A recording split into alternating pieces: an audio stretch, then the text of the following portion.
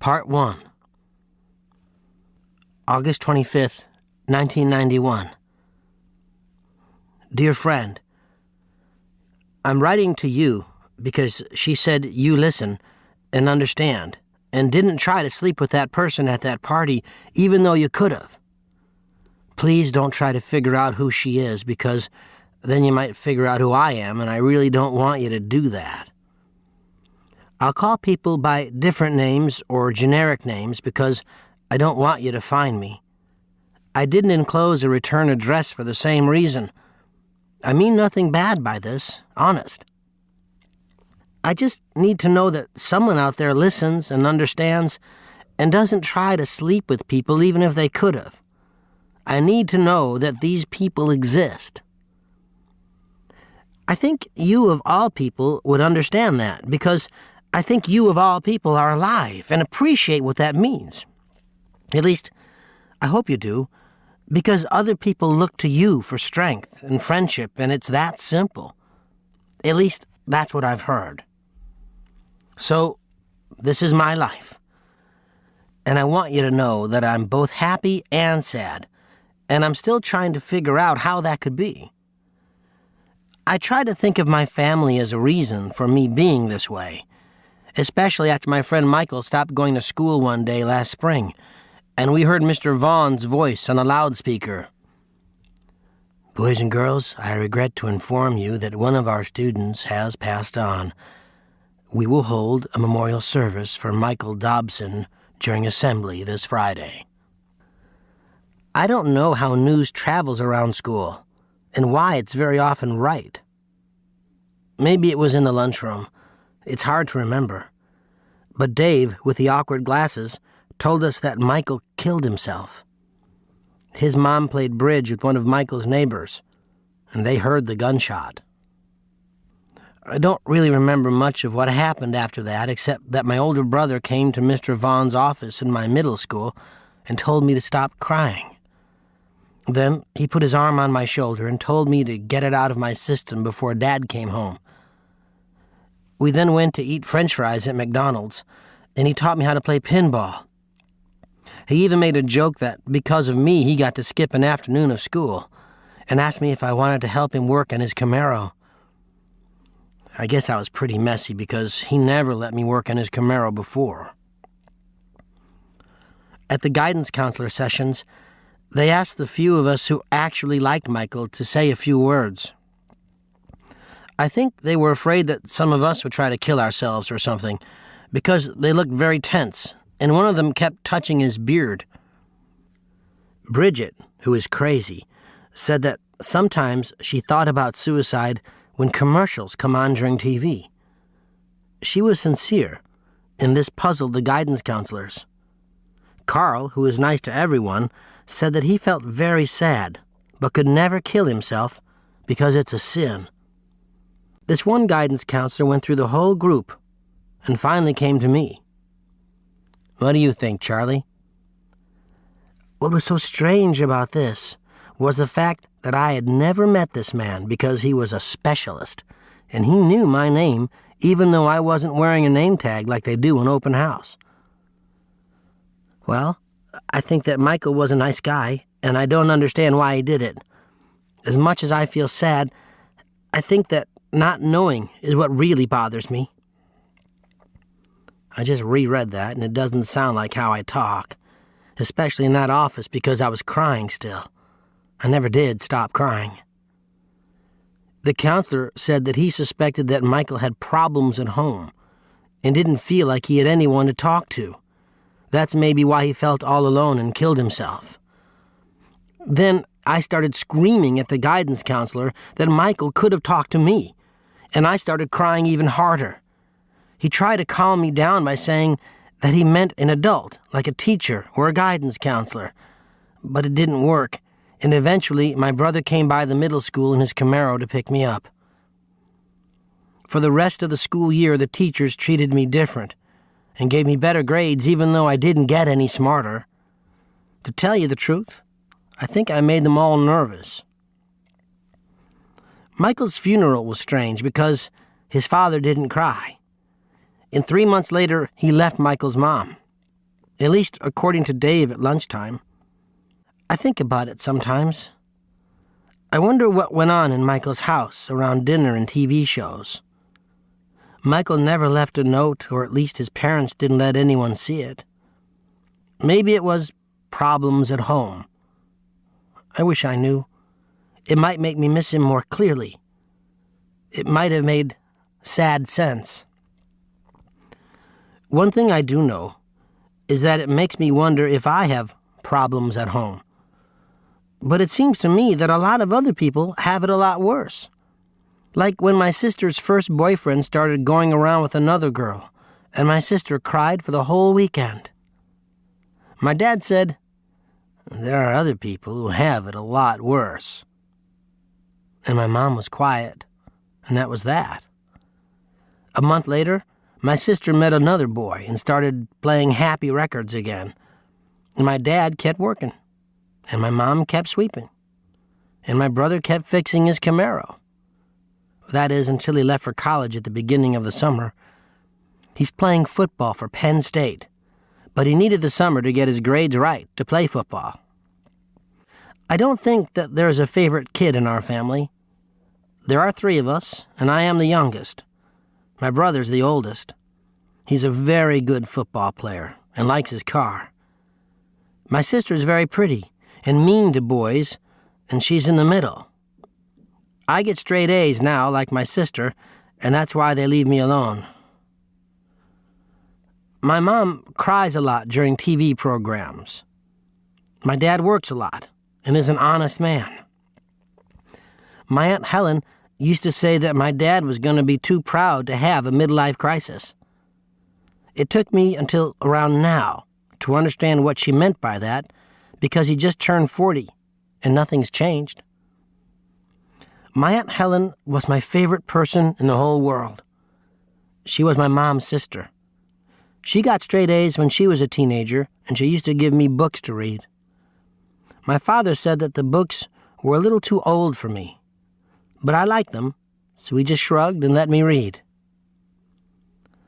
My Aunt Helen lived with the family for the last few years of her life because something very bad happened to her. Nobody would tell me what happened then, even though I always wanted to know. When I was around 7, I stopped asking about it because I kept asking like kids always do, and my Aunt Helen started crying very hard. That's when my dad slapped me, saying, "You're hurting your Aunt Helen's feelings." I didn't want to do that, so I stopped. Aunt Helen told my father not to hit me in front of her ever again, and my father said this was his house, and he would do what he wanted, and my mom was quiet, and so were my brother and sister. I don't remember much more than that because I started crying really hard, and after a while my dad had my mom take me to my room. It wasn't until much later that my mom had a few glasses of white wine and told me what happened to her sister. Some people really do have it a lot worse than I do. They really do. I should probably go to sleep now. It's very late. I don't know why I wrote a lot of this down for you to read. The reason I wrote this letter is because I start high school tomorrow, and I'm really afraid of going. Love always, Charlie. September 7th, 1991. Dear friend, I do not like high school. The cafeteria is called the Nutrition Center, which is strange. There's this one girl in my advanced English class named Susan. In middle school, Susan was very fun to be around. She liked movies, and her brother Frank made her tapes of this great music that she shared with us.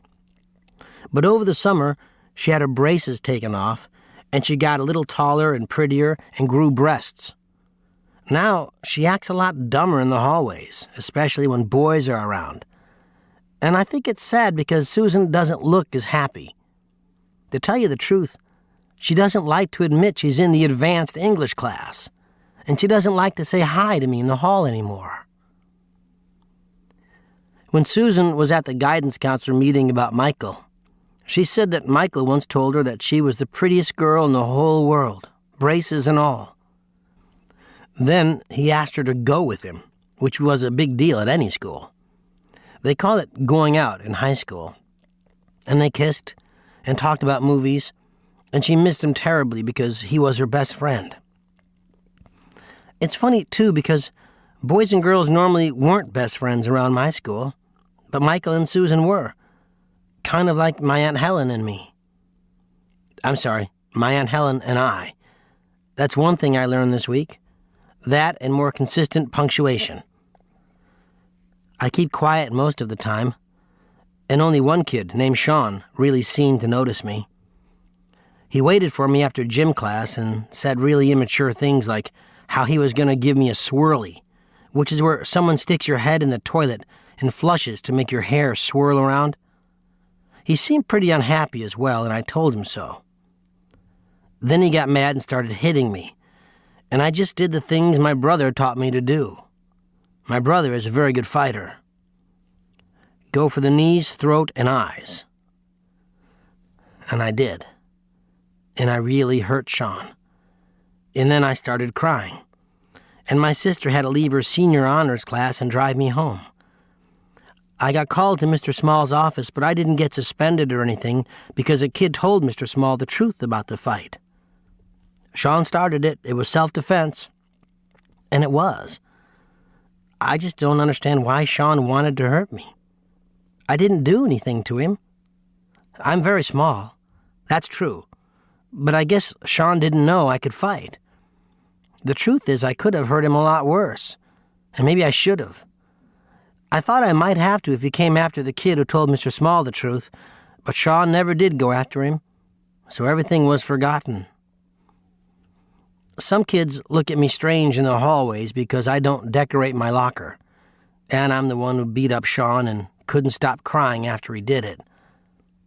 I guess I'm pretty emotional. It's been very lonely because my sister is busy being the oldest one in our family. My brother's busy being a football player at Penn State.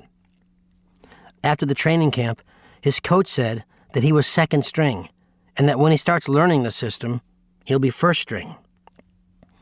My dad really hopes he'll make it to the pros and play for the Steelers. My mom is just glad he gets to go to college for free because my sister doesn't play football, and there wouldn't be enough money to send both of them. That's why she wants me to keep working hard, so I'll get an academic scholarship. So that's what I'm doing until I meet a friend here. I was hoping that the kid who told the truth could become a friend of mine, but I think he was just being a good guy by telling. Love always, Charlie. September 11th, 1991. Dear friend, I don't have a lot of time because my advanced English teacher assigned us a book to read, and I like to read books twice. Incidentally, the book is To Kill a Mockingbird. If you haven't read it, I think you should, because it's very interesting. The teacher has assigned us a few chapters at a time, but I don't like to read books like that. I'm halfway through the first time. Anyway, the reason I'm writing to you is because I saw my brother on television. I normally don't like sports too much, but this was a special occasion. My mother started crying, and my father put his arm around her shoulder, and my sister smiled, which is funny, because my brother and sister always fight when he's around. But my older brother was on television, and so far, it's been the highlight of my 2 weeks in high school. I miss him terribly, which is strange, because we never really talked much when he was here. We still don't talk, to be honest. I would tell you his position, but like I said, I would like to be anonymous to you. I hope you understand. Love always, Charlie.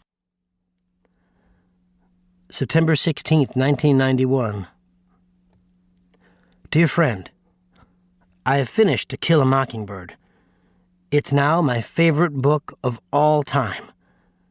But then again, I always think that until I read another book.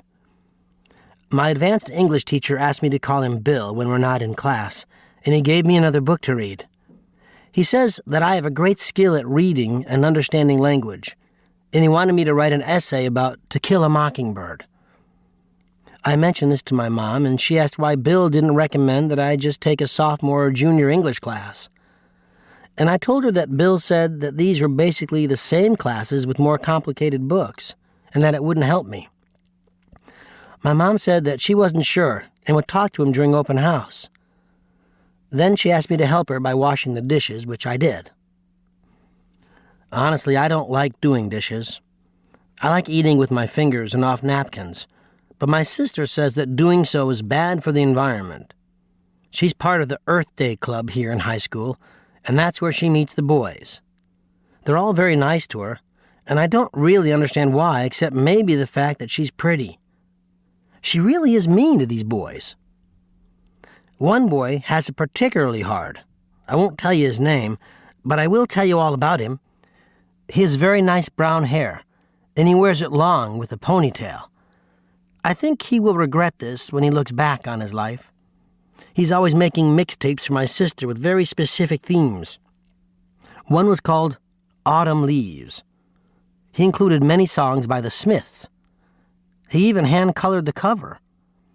After the movie he rented was over and he left, my sister gave me the tape. Do you want this, Charlie? I took the tape, but I felt weird about it because he had made it for her. But I listened to it and loved it very much. There's one song called Asleep that I would like you to listen to.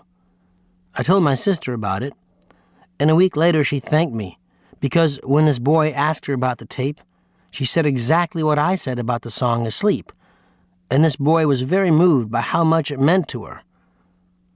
I hope this means I'll be good at dating when the time comes. I should stick to the subject, though. That's what my teacher Bill tells me to do because I write kind of the way I talk.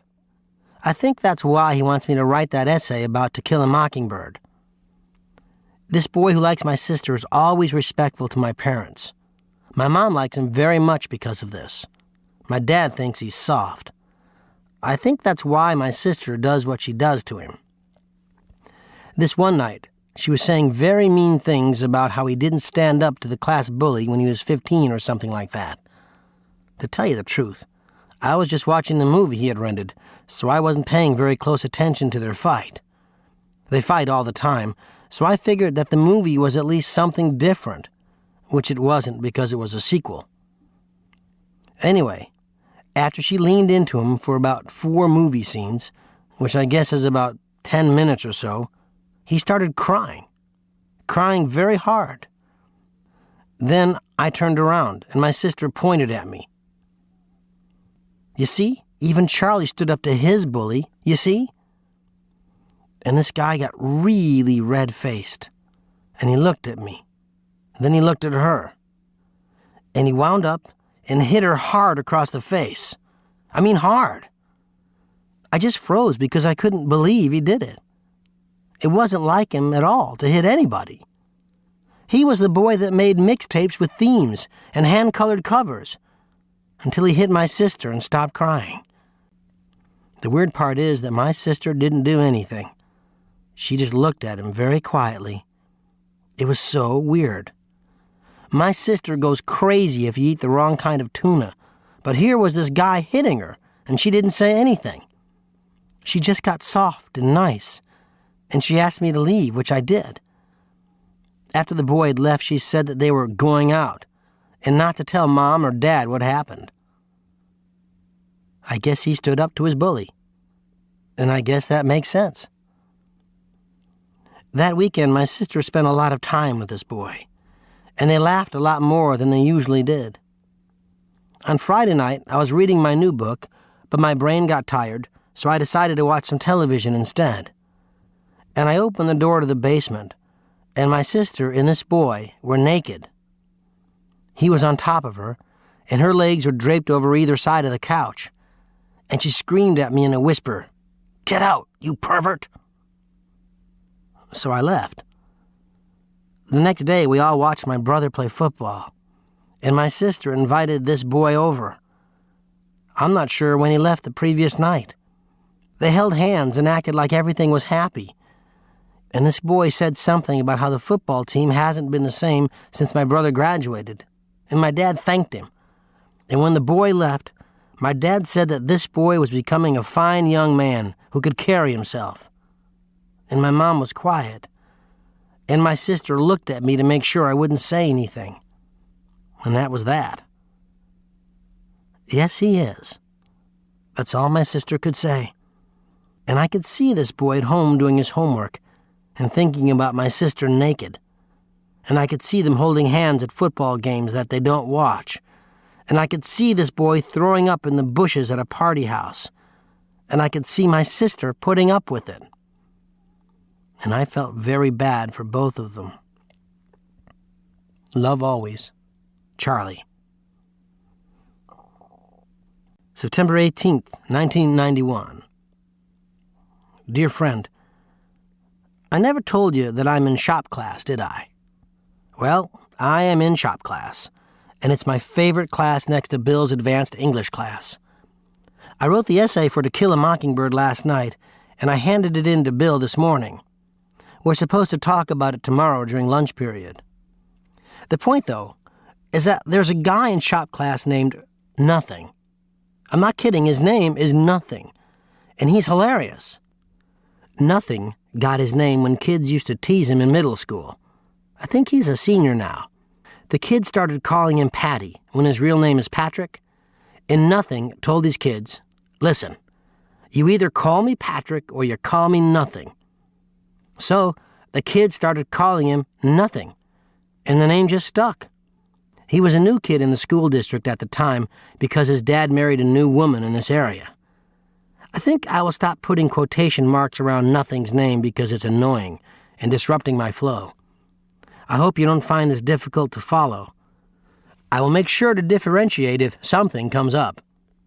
So, in shop class, Nothing started to do a very funny impersonation of our teacher, Mr. Callahan. He even painted in the mutton chop sideburns with a grease pencil. Hilarious.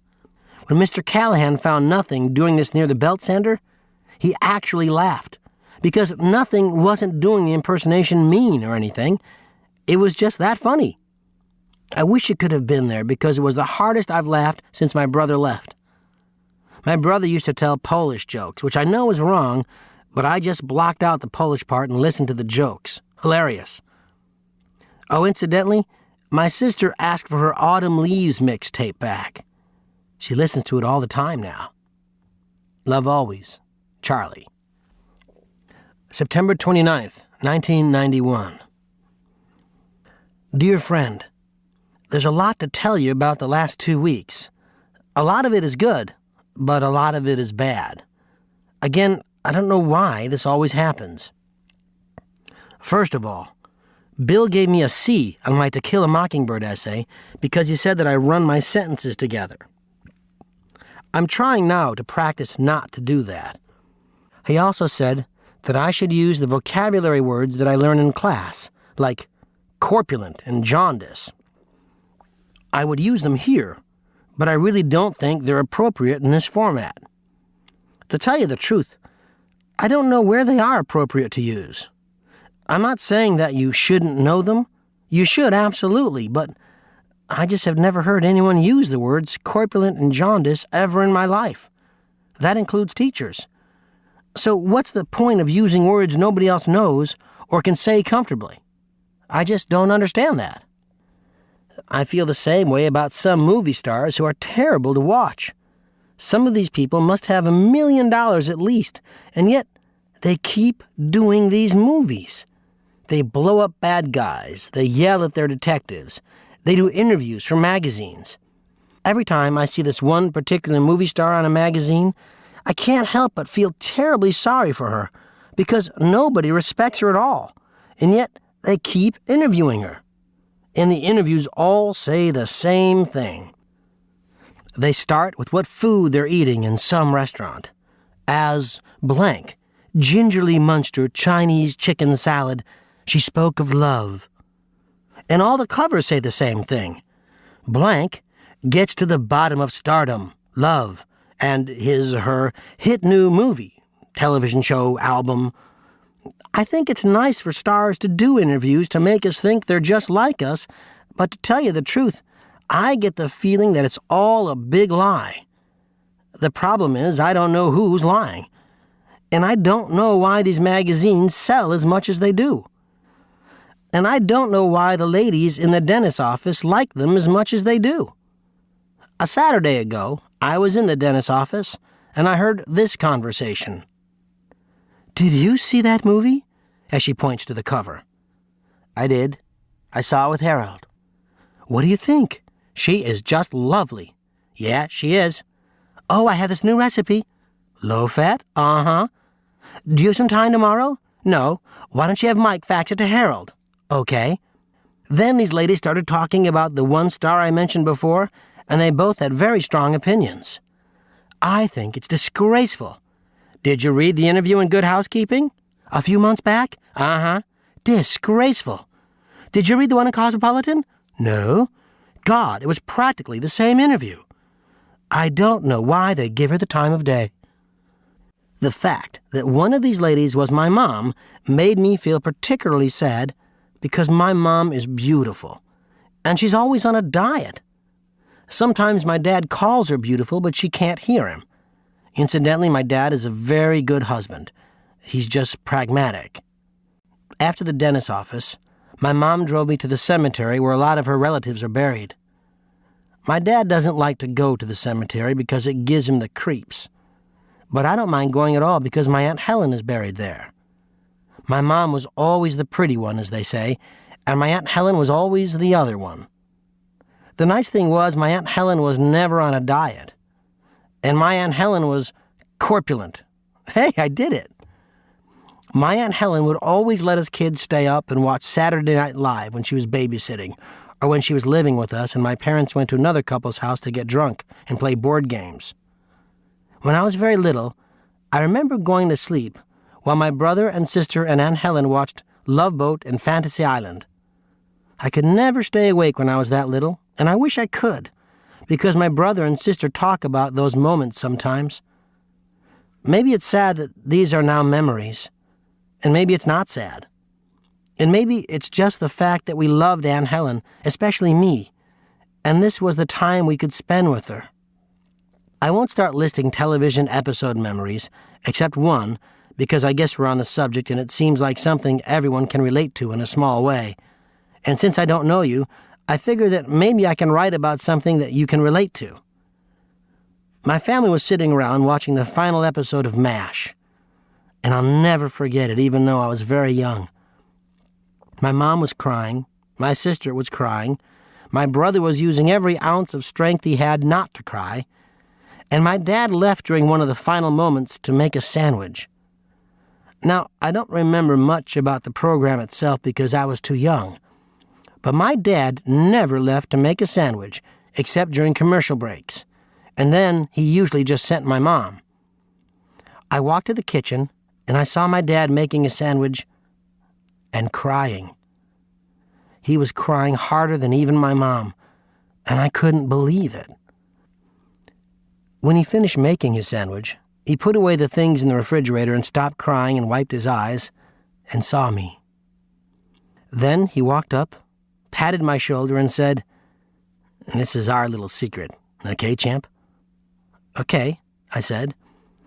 And Dad picked me up with the arm that wasn't holding the sandwich and carried me to the room that had the television and put me on his lap for the rest of the television episode.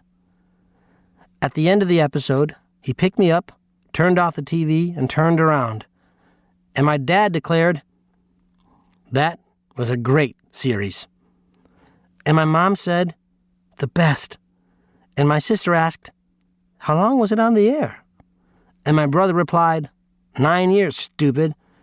And my sister responded, "You stupid." And my dad said, "Stop it right now." And my mom said, "Listen to your father." And my brother said, "Nothing." And my sister said, "Nothing." And years later, I found out my brother was wrong. I went to the library to look up the figures, and I found out that the episode we watched is the highest watched anything of television history, which I find amazing because it felt like just the 5 of us. You know, a lot of kids at school hate their parents. Some of them got hit, and some of them got caught in the middle of wrong lives. Some of them were trophies for their parents to show the neighbors like ribbons or gold stars, and some of them just wanted to drink in peace. For me, personally, as much as I don't understand my mom and dad, and as much as I feel sorry for both of them sometimes, I can't help but love them very much. My mom drives to visit the cemetery of people she loves. My dad cried during MASH and trusted me to keep his secret and let me sit on his lap and called me champ. Incidentally, I only have one cavity, and as much as my dentist asks me to, I just can't bring myself to floss. Love always, Charlie. October 6th, 1991. Dear friend, I feel very ashamed. I went to the high school football game the other day, and I don't know exactly why. In middle school, Michael and I would go to the games sometimes, even though neither of us were popular enough to go. It was just a place to go on Fridays when we didn't want to watch television. Sometimes we would see Susan there, and she and Michael would hold hands.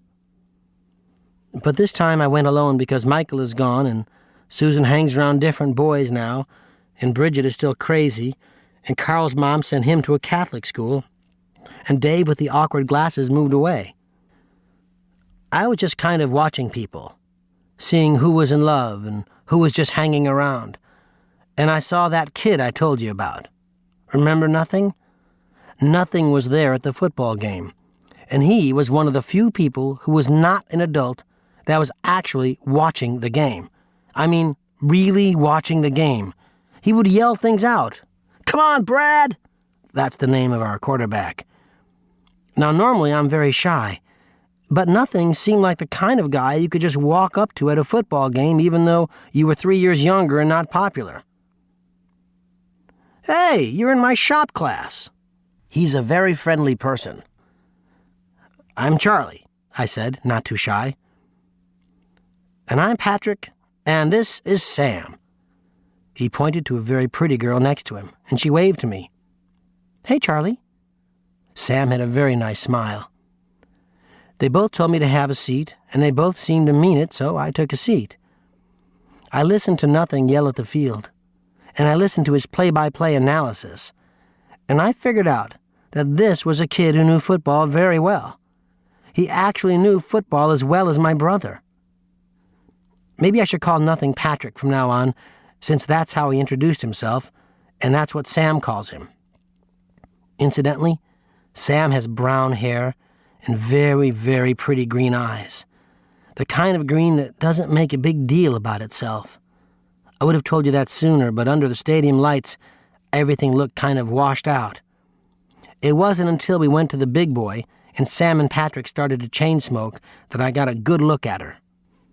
The nice thing about the Big Boy was the fact that Patrick and Sam didn't just throw around inside jokes and make me struggle to keep up. Not at all. They asked me questions. "How old are you, Charlie?" 15. "What do you want to do when you grow up?" "I don't know just yet." "What's your favorite band?" "I think maybe the Smiths because I love their song Asleep, but I'm really not sure one way or the other because I don't know any other songs by them too well." "What's your favorite movie?" "I don't know really. They're all the same to me." "How about your favorite book?" "This Side of Paradise by F. Scott Fitzgerald." "Why?" "Because it's the last one I read." This made them laugh because they knew I meant it honest, not show off. Then they told me their favorites, and we sat quiet. I ate the pumpkin pie because the lady said it was in season, and Patrick and Sam smoked more cigarettes. I looked at them, and they looked really happy together. A good kind of happy. And even though I thought Sam was very pretty and nice, and she was the first girl I ever wanted to ask on a date someday when I can drive, I didn't mind that she had a boyfriend, especially if he was a good guy like Patrick. "How long have you been going out?" I asked. Then they started laughing, really laughing hard. "What's so funny?" I said. "We're brother and sister," Patrick said, still laughing. "But you don't look alike," I said. That's when Sam explained that they were actually stepsister and stepbrother since Patrick's dad married Sam's mom. I was very happy to know that because I would really like to ask Sam on a date someday. I really would. She is so nice. I feel ashamed, though, because that night I had a weird dream. I was with Sam, and we were both naked, and her legs were spread over the sides of the couch, and I woke up, and I had never felt that good in my life. But I also felt bad because I saw her naked without her permission. I think that I should tell Sam about this, and I really hope it doesn't prevent us from maybe making up inside jokes of our own. It would be very nice to have a friend again. I would like that even more than a date. Love always, Charlie. October 14th, 1991.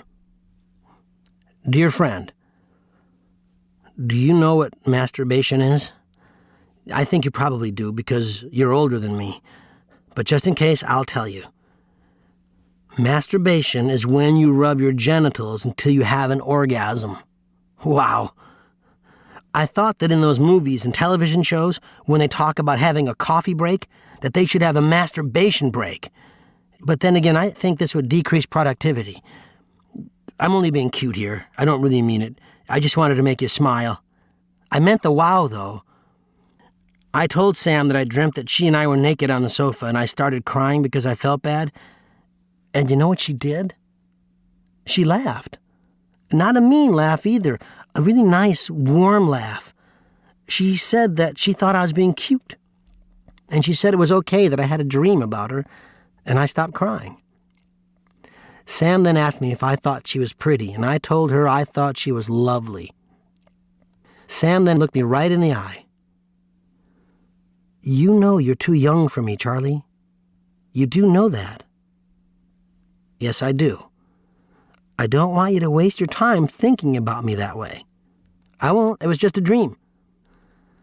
Sam then gave me a hug, and it was strange because my family doesn't hug a lot except my Aunt Helen. But after a few moments, I could smell Sam's perfume, and I could feel her body against me. And I stepped back. Sam, I'm thinking about you that way. She just looked at me and shook her head. Then she put her arm around my shoulder and walked me down the hallway. We met Patrick outside because they didn't like to go to class sometimes. They preferred to smoke. Charlie has a Charlie-esque crush on me, Patrick. He does, huh? I'm trying not to, I offered, which just made them laugh. Patrick then asked Sam to leave, which he did, and he explained some things to me, so I would know how to be around other girls and not waste my time thinking about Sam that way. Charlie, has anyone told you how it works? I don't think so. Well, there are rules you follow here, not because you want to, but because you have to. You get it? I guess so. Okay, you take girls, for example. They're copying their moms and magazines and everything to know how to act around guys. I thought about the moms and the magazines and the everythings, and the thought made me nervous, especially if it includes TV. I mean, it's not like in the movies where girls like assholes or anything like that. It's not that easy. They just like somebody that can give them a purpose. A purpose? Right, you know? Girls like guys to be a challenge. It gives them some mold to fit in how they act, like a mom. What would a mom do if she couldn't fuss over you and make you clean your room? And what would you do without her fussing and making you do it? Everyone needs a mom, and a mom knows this, and it gives her a sense of purpose. You get it? Yeah, I said, even though I didn't. But I got it enough to say yeah and not be lying, though. The thing is, some girls think they can actually change guys. And what's funny is that if they actually did change them, they'd get bored. They'd have no challenge left. You just have to give girls some time to think of a new way of doing things, that's all. Some of them will figure it out here. Some later. Some never. I wouldn't worry about it too much. But I guess I did worry about it. I've been worrying about it ever since he told me. I look at people holding hands in the hallways, and I try to think about how it all works. At the school dances, I sit in the background and I tap my toe, and I wonder how many couples will dance to their song. In the hallways, I see the girls wearing the guys' jackets, and I think about the idea of property, and I wonder if anyone is really happy. I hope they are. I really hope they are." Bill looked at me looking at people, and after class, he asked me what I was thinking about, and I told him. He listened, and he nodded and made affirmation sounds. When I'd finished, his face changed into a serious talk face. "Do you always think this much, Charlie? Is that bad?" I just wanted someone to tell me the truth. "Not necessarily. It's just that sometimes people use thought to not participate in life." "Is that bad?" "Yes." "I think I participate, though. Don't you think I am?" "Well, are you dancing at these dances?" "I'm not a very good dancer." "Are you going on dates?" "Well, I don't have a car, and even if I did, I can't drive because I'm 15. And anyway, I haven't met a girl I like except for Sam, but I'm too young for her, and she would always have to drive, which I don't think is fair." Bill smiled and continued asking me questions. Slowly he got to problems at home, and I told him about the boy who makes mixtapes hitting my sister because my sister only told me not to tell Mom or Dad about it, so I figured I could tell Bill. He got this very serious look on his face after I told him, and he said something to me I don't think I will forget this semester or ever. "Charlie, we accept the love we think we deserve." I just stood there quiet. Bill patted my shoulder and gave me a new book to read. He told me everything was going to be okay. I usually walk home from school because it makes me feel like I've earned it. What I mean is that I want to be able to tell my kids that I walked to school like my grandparents did in the old days. It's odd that I'm planning this considering I've never had a date, but I guess that makes sense. It usually takes me an extra hour or so to walk as opposed to taking the bus, but it's worth it when the weather's nice and cool like it was today.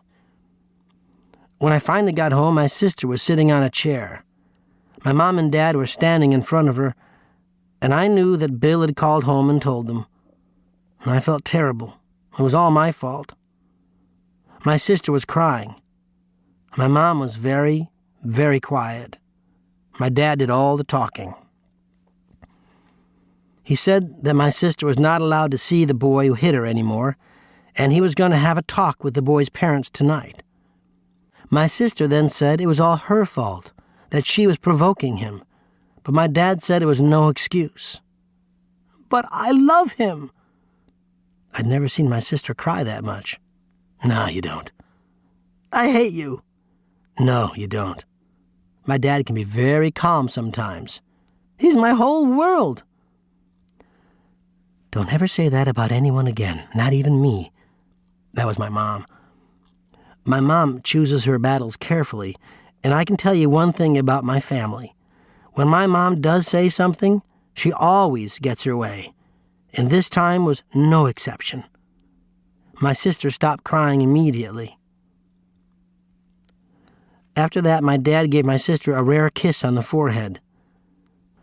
Then he left the house, got in his Oldsmobile and drove away. I thought he probably was going to talk to the boy's parents, and I felt very sorry for them. His parents, I mean, because my dad doesn't lose fights. He just doesn't. My mom then went into the kitchen to make my sister's favorite thing to eat, and my sister looked at me. "I hate you." My sister said it different than she'd said it to my dad. She meant it with me. She really did. "I love you," was all I could say in return. "You're a freak. You know that? You've always been a freak. Everyone says so. They always have." "I'm trying not to be." Then I turned around and walked to my room and closed my door and put my head under my pillow and let the quiet put things where they're supposed to be. By the way, I figure you're probably curious about my dad. Did he hit us when we were kids? Or now even? I just thought you might be curious because Bill was, after I told him about that boy and my sister. Well, if you're wondering, he didn't. He never touched my brother or sister. And the only time he ever slapped me was when I made my Aunt Helen cry. And once we all calmed down, he got on his knees in front of me and said that his stepdad hit him a lot, and he decided in college, when my mom got pregnant with my older brother, that he would never hit his kids, and he felt terrible for doing it, and he was so sorry, and he would never hit me again, and he hasn't. He's just stern sometimes. Love always. Charlie. October 15th, 1991. Dear friend, I guess I forgot to mention in my last letter that it was Patrick who told me about masturbation. I guess I also forgot to tell you how often I do it now, which is a lot. I don't like to look at pictures. I just close my eyes and dream about a lady I don't know, and I try not to feel ashamed. I never think about Sam when I do it. Never. That's very important to me because I was so happy when she said Charlie-esque, since it felt like an inside joke of sorts. One night, I felt so guilty that I promised God that I would never do it again. So I started using blankets, but then the blankets hurt. So I started using pillows, but then the pillows hurt. So I went back to normal. I wasn't raised very religiously because my parents went to Catholic school, but I do believe in God very much. I just never gave God a name, if you know what I mean. I hope I haven't let him down regardless. Incidentally, my dad did have a serious talk with the boy's parents. The boy's mother was very, very angry and screamed at her son. The boy's father kept quiet. And my dad didn't get too personal with them. He didn't tell them they did a lousy job raising their son or anything.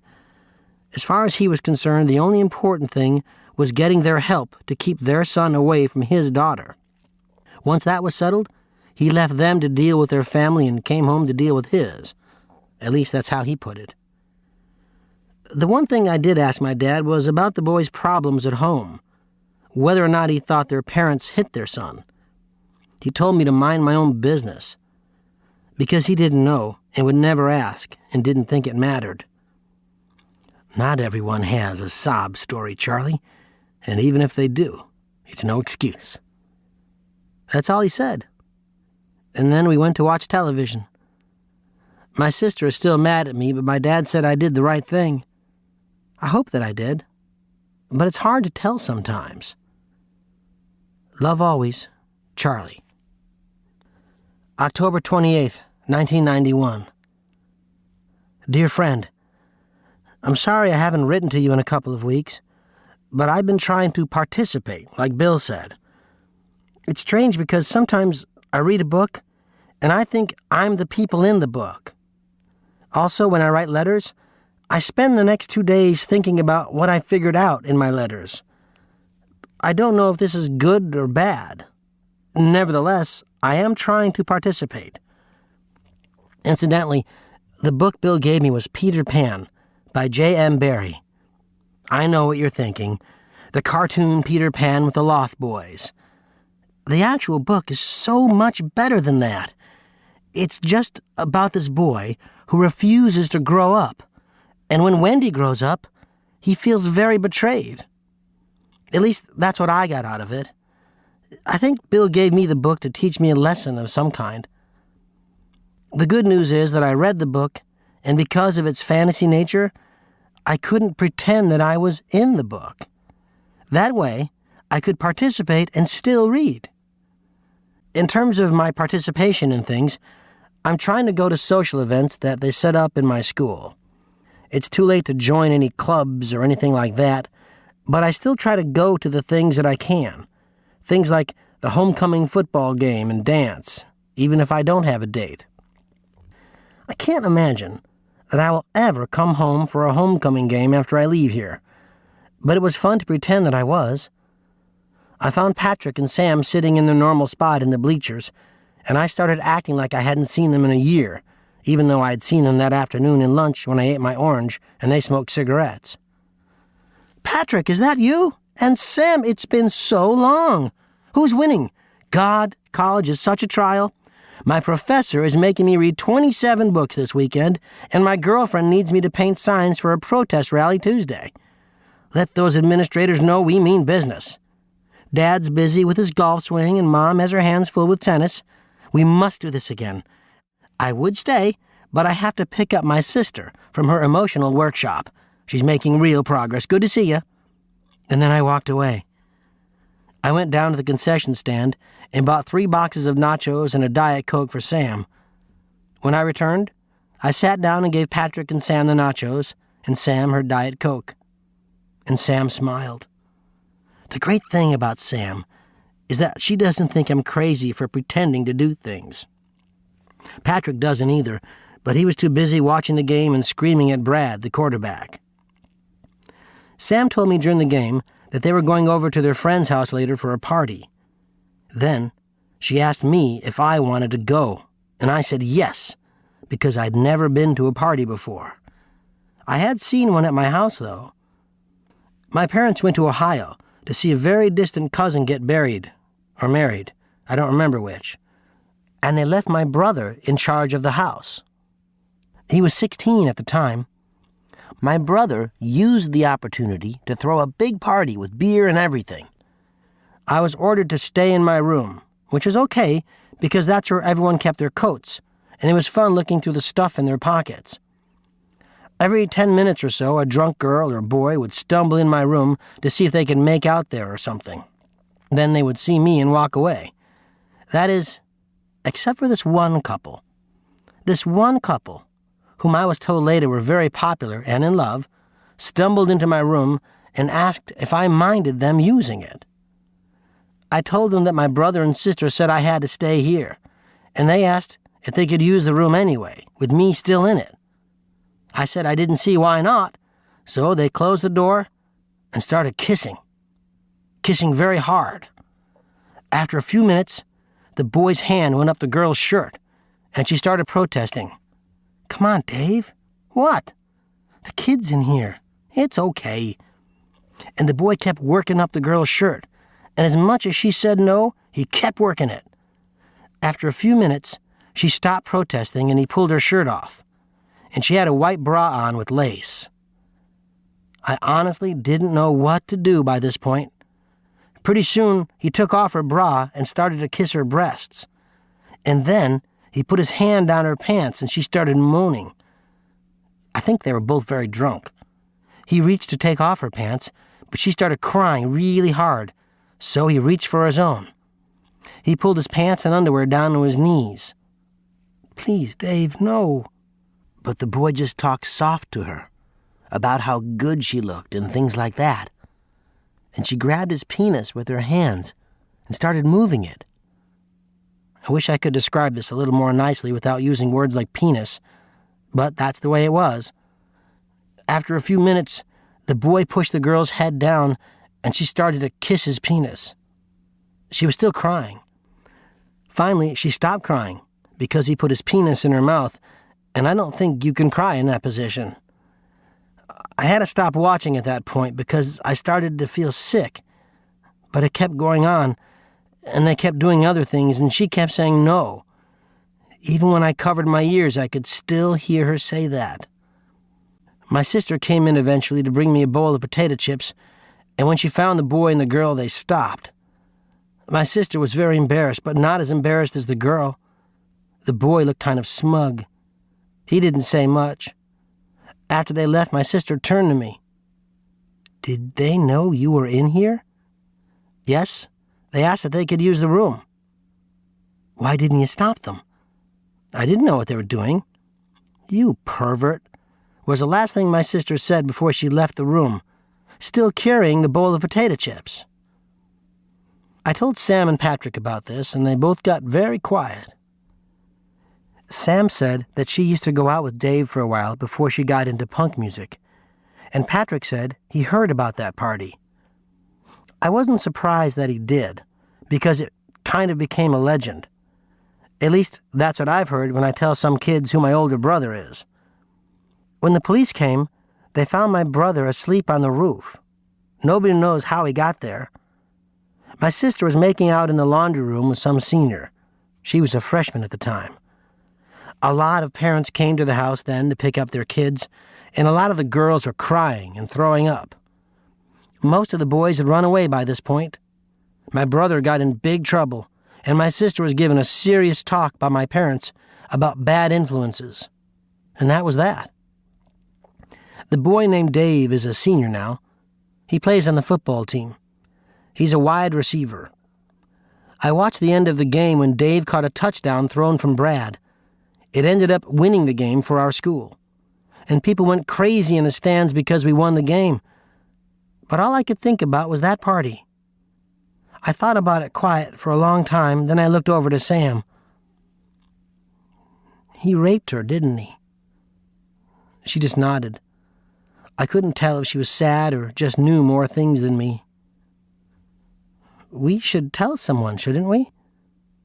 Sam just shook her head this time. She then explained about all the things you have to go through to prove it, especially in high school, when the boy and the girl are popular and still in love. The next day at the homecoming dance, I saw them dancing together, Dave and his girl. And I got really mad. It kind of scared me how mad I got. I thought about walking up to Dave and really hurting him, like maybe I should have really hurt Sean. And I think I would have. But Sam saw me and put her arm around my shoulder like she does. She calmed me down, and I guess I'm glad she did because I think I would have gotten even madder if I started hitting Dave, and his girl stopped me because she loved him. I think I would have gotten even madder about that. So I decided to do the next best thing and let the air out of Dave's tires. Sam knew which was his car. There's a feeling that I had Friday night after the homecoming game that I don't know if I'll ever be able to describe except to say that it's warm. Sam and Patrick drove me to the party that night, and I sat in the middle of Sam's pickup truck. Sam loves her pickup truck because I think it reminds her of her dad. The feeling I had happened when Sam told Patrick to find a station on the radio, and he kept getting commercials, and a really bad song about love that had the word baby in it. And then more commercials. And finally, he found this really amazing song about this boy, and we all got quiet. Sam tapped her hand on the steering wheel. Patrick held his hand outside the car and made air waves, and I just sat between them. After the song finished, I said something. I feel infinite. And Sam and Patrick looked at me like I said the greatest thing they ever heard. Because the song was that great, and because we all really paid attention to it. 5 minutes of a lifetime were truly spent, and we felt young in a good way. I've since bought the record, and I would tell you what it was, but truthfully, it's not the same unless you're driving to your first real party and you're sitting in the middle seat of a pickup with two nice people when it starts to rain. We got to the house where the party was, and Patrick did this secret knock. It would be hard to describe to you this knock without sound. The door opened a crack, and this guy with frizzy hair looked out at us. Patrick, known as Patty, known as nothing? Bob. The door opened, and the old friends hugged each other. Then Sam and Bob hugged each other. Then Sam spoke. This is our friend Charlie. And you won't believe it, Bob hugged me. Sam told me as we were hanging up our coats that Bob was baked like a fucking cake. I really had to quote that one even though it has a swear. The party was in the basement of this house. The room was quite smoky and the kids were much older. There were two girls showing each other their tattoos and belly button rings. Seniors, I think. This guy named Fritz something was eating a lot of Twinkies. Fritz's girlfriend was talking to him about women's rights, and he kept saying, I know, baby. Sam and Patrick started smoking cigarettes. Bob went up to the kitchen when he heard the bell ring. When he came back, he brought a can of Milwaukee's best beer for everyone, as well as 2 new party guests. There was Maggie, who needed to use the bathroom, and there was Brad, the quarterback of the high school football team. No kidding. I don't know why this excited me, but I guess when you see somebody in the hallway or on the field or something, it's nice to know that they're a real person. Everyone was very friendly to me and asked me a lot of questions about myself. I guess because I was the youngest and they didn't want me to feel out of place, especially after I said no to having a beer. I once had a beer with my brother when I was 12, and I just didn't like it. It's really that simple for me. Some of the questions I was asked was what grade I was in and what did I want to be when I grow up.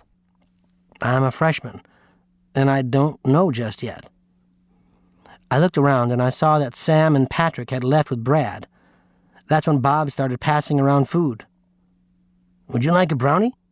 Yes, thank you. I was actually quite hungry because normally Sam and Patrick take me to the Big Boy after the football games, and I guess I was used to it by now. I ate the brownie and it tasted a little weird, but it was still a brownie, so I still liked it. But this was not an ordinary brownie.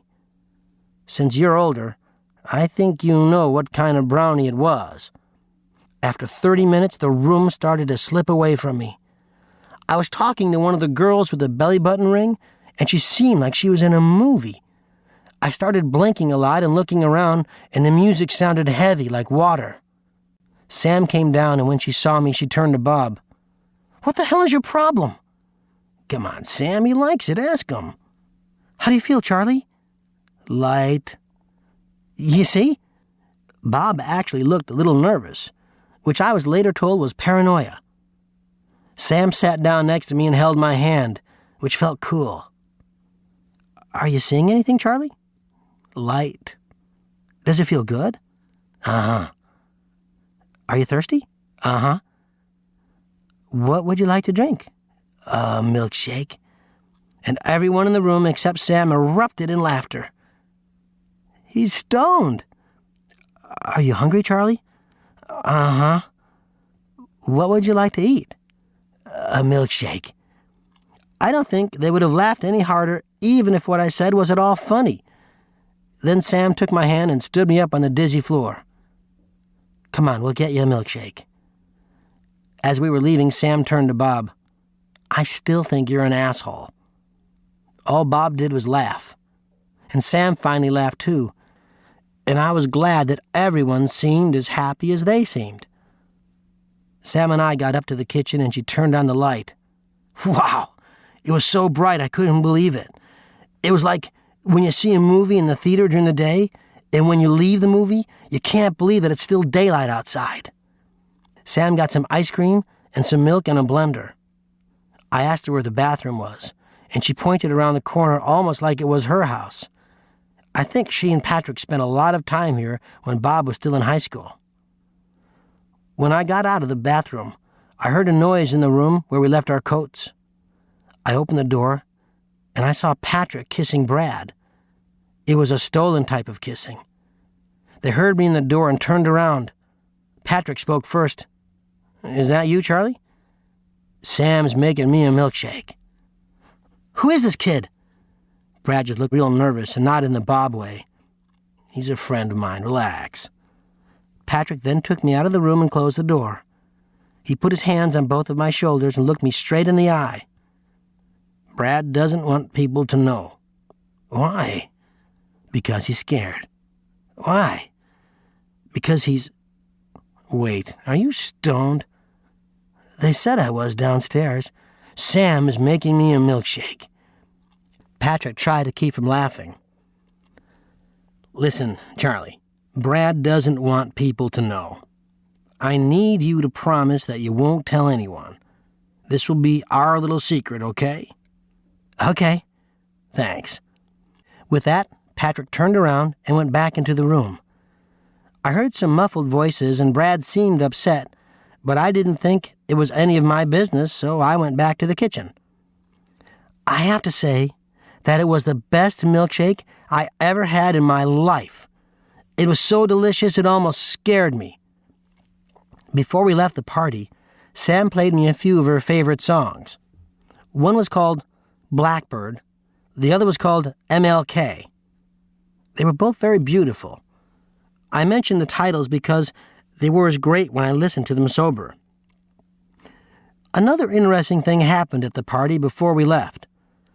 Patrick came downstairs. I guess Brad had left, and Patrick smiled. And Bob started to make fun of him having a crush on the quarterback. and Patrick smiled more. I don't think I ever saw Patrick smile so much. Then Patrick pointed at me and said something to Bob. He's something, isn't he? Bob nodded his head. Patrick then said something I don't think I'll ever forget. He's a wallflower. And Bob really nodded his head, and the whole room nodded their head. And I started to feel nervous in the Bob way, but Patrick didn't let me get too nervous. He sat down next to me. You see things, you keep quiet about them, and you understand. I didn't know that other people thought things about me. I didn't know that they looked. I was sitting on the floor of a basement of my first real party between Sam and Patrick, and I remembered that Sam introduced me as her friend to Bob. And I remembered that Patrick had done the same for Brad, and I started to cry. And nobody in that room looked at me weird for doing it. And then I really started to cry. Bob raised his drink and asked everyone to do the same. To Charlie. And the whole group said, to Charlie. I didn't know why they did that, but it was very special to me that they did. Especially Sam. Especially her. I would tell you more about the homecoming dance, but now that I'm thinking about it, me letting out the air of Dave's tires was the best part. I did try to dance like Bill suggested, but I usually like songs you can't dance to, so I didn't do it too much. Sam did look very pretty in her dress, but I was trying not to notice because I'm trying not to think of her that way. I did notice that Brad and Patrick never talked once during the whole dance, because Brad was off dancing with a cheerleader named Nancy, who's his girlfriend. And I did notice that my sister was dancing with a boy she wasn't supposed to, even though a different boy picked her up at the house. After the dance, we left in Sam's pickup. Patrick was driving this time. As we were approaching the Fort Pitt Tunnel, Sam asked Patrick to pull off to the side of the road. I didn't know what was going on. Sam then climbed in the back of the pickup, wearing nothing but her dance dress. She told Patrick to drive, and he got this smile on his face. I guess they had done this before. Anyway, Patrick started driving really fast, and just before we got to the tunnel, Sam stood up, and the wind turned her dress into ocean waves. When we hit the tunnel, all the sound got scooped up into a vacuum, and it was replaced by a song on the tape player. A beautiful song called Landslide. When we got out of the tunnel, Sam screamed this really fun scream. And there it was. Downtown. Lights on buildings and everything that makes you wonder. Sam sat down and started laughing. Patrick started laughing. I started laughing. And in that moment, I swear, we were infinite. Love always, Charlie.